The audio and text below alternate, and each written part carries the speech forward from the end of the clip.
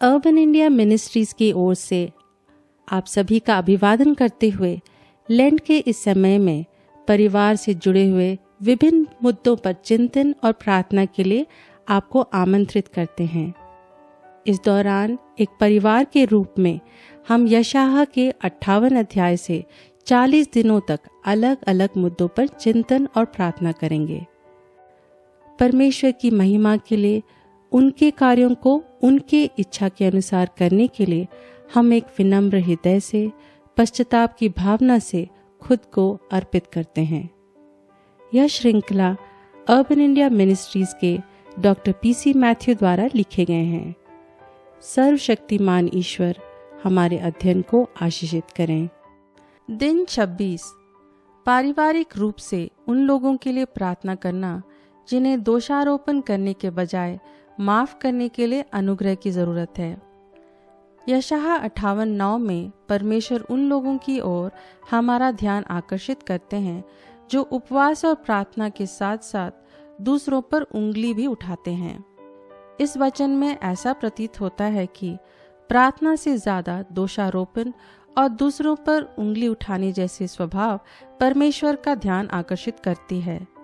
इसे हम लोग कोई बड़ा पाप का दर्जा न देते हों, पर परमेश्वर हमारी प्रार्थना को सुनने में इसे एक बड़ा रुकावट मानते हैं। दूसरों पर उंगली उठाना या दोषारोपण करना ऐसे प्रवृत्ति का उजागर करती है जहां हम अपने आप को सही और दूसरों को गलत समझते हैं। यह तब मुमकिन है जब हम अपने जीवन को अपने धार्मिकता के नजरिए से देखते हैं, परंतु जब हम अपने कमियों और गलतियों को बिना किसी शर्त का परमेश्वर द्वारा क्षमा और मुक्ति को समझेंगे तो हम भी लोगों को उदार दिल से माफ कर पाएंगे। दूसरों पर आरोप लगाना एक अहंकारी हृदय को दिखाता है। कभी ऐसे आचरण के लिए मैं भी दोषी था जब मैंने अपने आप को बेकसूर प्रमाणित करने के लिए दोषी पर उंगली उठाई है। परमेश्वर का ये नजरिया हम विश्वासियों को आश्चर्य कर सकता है कि दूसरों पर उंगली उठाने का स्वभाव हमारी प्रार्थना की सुनवाई में रुकावट डाल सकता है। आज कितने ऐसे परिवार हैं जो अपने हालातों के लिए दूसरों को जिम्मेदार ठहराते हैं। वे अपनी गलतियों को छिपाते और अपने हालातों में अपनी योगदान को नहीं पहचानते हैं। इसकी शुरुआत अदन की बारी में आदम और हव्वा के बीच में हुई, जब वे अपने पापों को स्वीकारने के बजाय एक दूसरे पर आरोप लगा रहे थे। वहीं यूसुफ ने एक दूसरा मनोभाव दिखाया, जहां उसने अपने भाइयों को दोषने के बजाय यह देखना चाहा कि परमेश्वर ऐसे विपरीत परिस्थितियों में भी सकारात्मक कार्य कर सकते हैं।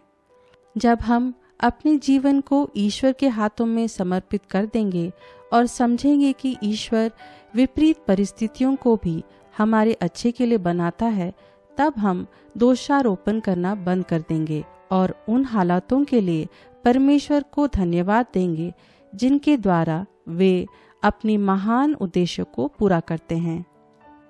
आज कलीसिया में सिद्धांतीय मतभेद के कारण हमारे बीच दीवारें खड़ी हो गई हैं और हम उसको लेकर एक दूसरे पर उंगली उठाते हैं। ऐसा हो सकता है कि हम अपने सिद्धांत और संस्कार को लेकर आश्वस्त हों, किंतु दूसरों को भी आलिंगन करने की क्षमता रखना जरूरी है जो हम में से अलग हों, क्योंकि हम सब उसी प्रभु यीशु के विश्वासी हैं।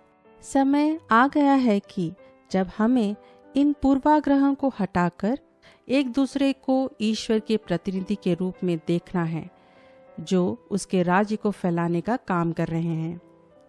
आइए हम परमेश्वर से प्रेम और अनुग्रह का हृदय मांगे, जिससे हम एक दूसरे को स्वीकार कर सकें, हमारे हृदय एक दूसरे के लिए प्रशंसा से भर जाएं और हम एकजुट हो जाएं। आइए हम प्रार्थना करें।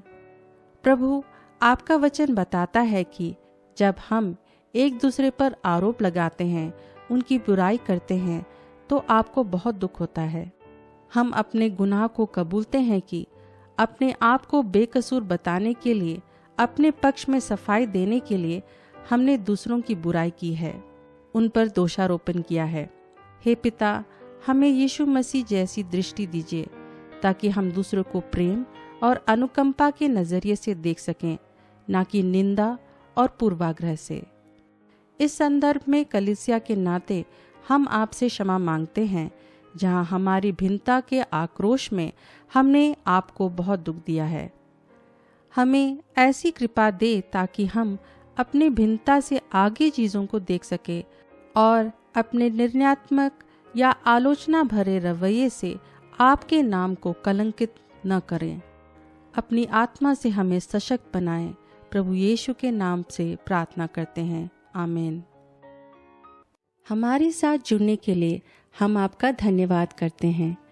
आपके किसी भी प्रार्थना निवेदन के लिए प्रार्थना करने के लिए हम प्रतिबद्ध हैं और हम यह भी सुनना पसंद करेंगे कि इन प्रार्थनाओं ने आपके परिवार को कैसे आशीष प्रदान किया है। हमें familyprayer@uimfrti.org पर ईमेल करें। परमेश्वर आपको और आपके परिवार को आशीष प्रदान करें।